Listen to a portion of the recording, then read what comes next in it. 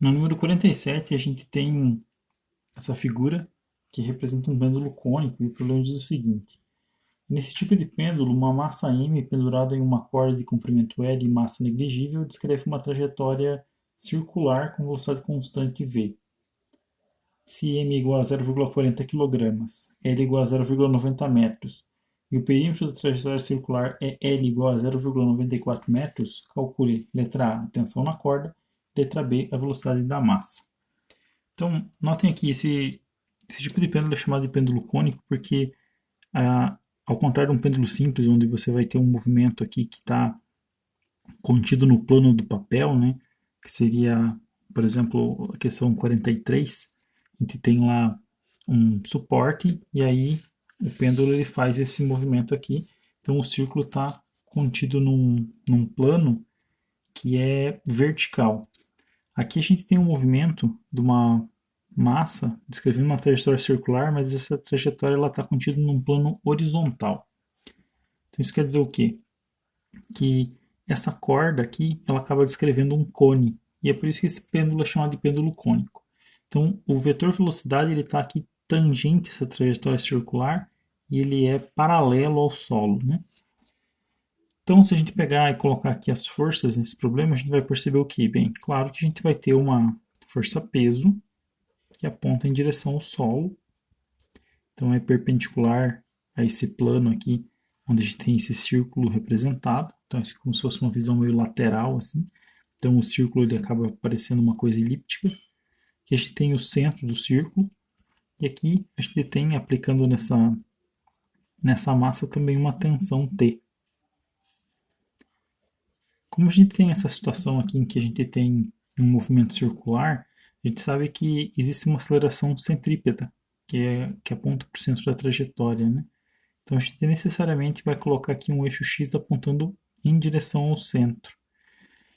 E aqui a gente vai colocar um eixo vertical, que é perpendicular a esse primeiro aqui, que a gente vai chamar de Y. Então, se a gente pegar essa figura aqui e refazer ela aqui, a gente vai ter a parte lá que a gente vai ter o apoio, que tem a corda, a massa, sujeito à tensão T, e ao peso P. Então, o nosso sistema de referência vai ser um eixo vertical Y aqui e um eixo horizontal X aqui. Notem que o centro da trajetória está aqui, né, diretamente aqui embaixo. Esse aqui é o centro. Notem aqui que esse ângulo, o programa chama de θ, mas ele não dá esse ângulo. De qualquer forma, esse ângulo aqui vai ser igual a esse ângulo aqui. Esse ângulo aqui também vai ser θ. A gente tem duas retas que são verticais e uma reta concorrente aqui, então a gente sabe que esse ângulo aqui tem que ser igual a esse. Então, se a gente aplicar a segunda lei de Newton para esse sistema, o que a gente vai obter? No eixo x, a força resultante em x é igual a massa vezes a aceleração em x. Mas note que o fato de eu ter escolhido a direção do eixo x como sendo a direção que aponta para o centro, implica que essa aceleração é a aceleração centrípeta. Então, minha força resultante vai ser o quê? Vai ser a soma das componentes em x da tensão e do peso, então Tx mais Px, que tem que ser igual a massa vezes a aceleração centrípeta.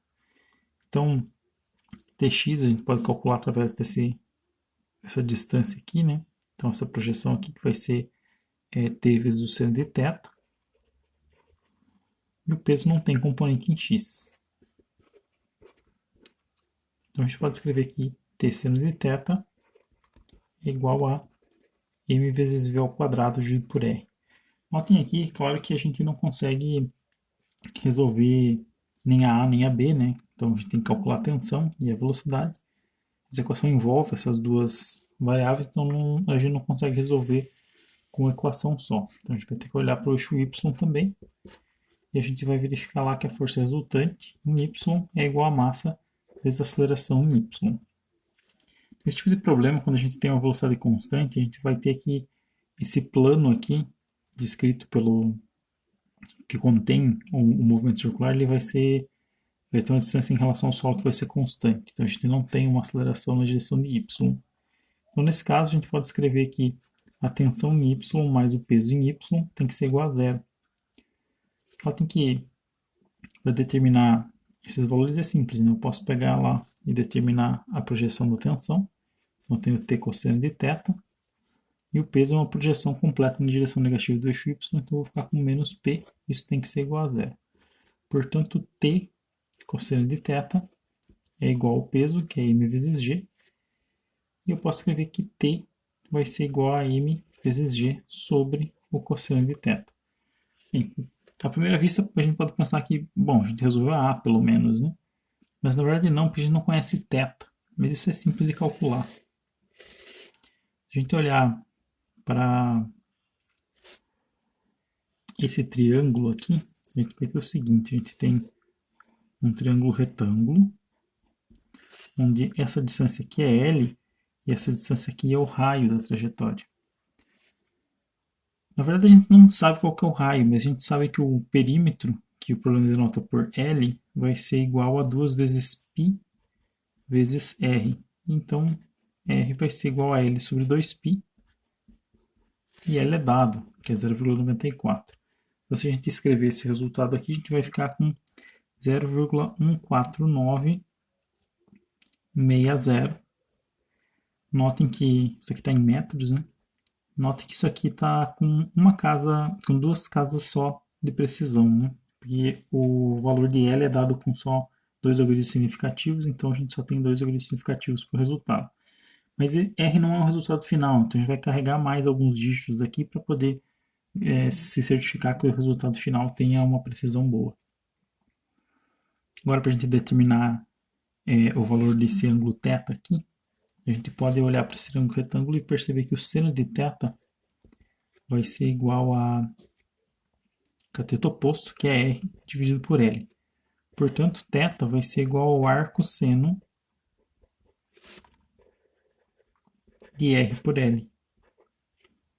Se a gente fizer, então, esse cálculo, a gente vai obter 9,1578 graus. Note que a gente tem que colocar também com dois algoritmos significativos só, mas, de novo, não é o resultado final. A gente precisa carregar mais alguns dígitos para garantir que o resultado tenha uma boa precisão. Agora, a gente pode calcular esse resultado e a gente vai obter, já com algoritmos significativos adequados, 4,0 newtons. Tomando essa equação aqui e essa daqui, a gente pode escrever um sistema que vai ser t seno de θ igual a mv ao quadrado sobre r e t igual a m vezes g sobre o cosseno de θ. Então, se eu pegar esse t aqui, que é igual a isso aqui, e substituir no lugar do t que aparece na equação de cima, isso implica em m vezes g sobre o cosseno de θ, que vai ser igual a m vezes v ao quadrado dividido por r. Nota que eu posso cortar esse r. Aqui faltou o seno de θ. Seno sobre cosseno é tangente, então tem que g vezes a tangente de θ é igual a v ao quadrado dividido por r. Que implica, então, que v é igual a raiz quadrada de r vezes g vezes a tangente de θ. Então, substituindo os resultados que a gente já determinou para r e θ, recebendo o valor de g, a gente vai obter com o número de algoritmos significativos adequados 0,49 metros por segundo. É isso.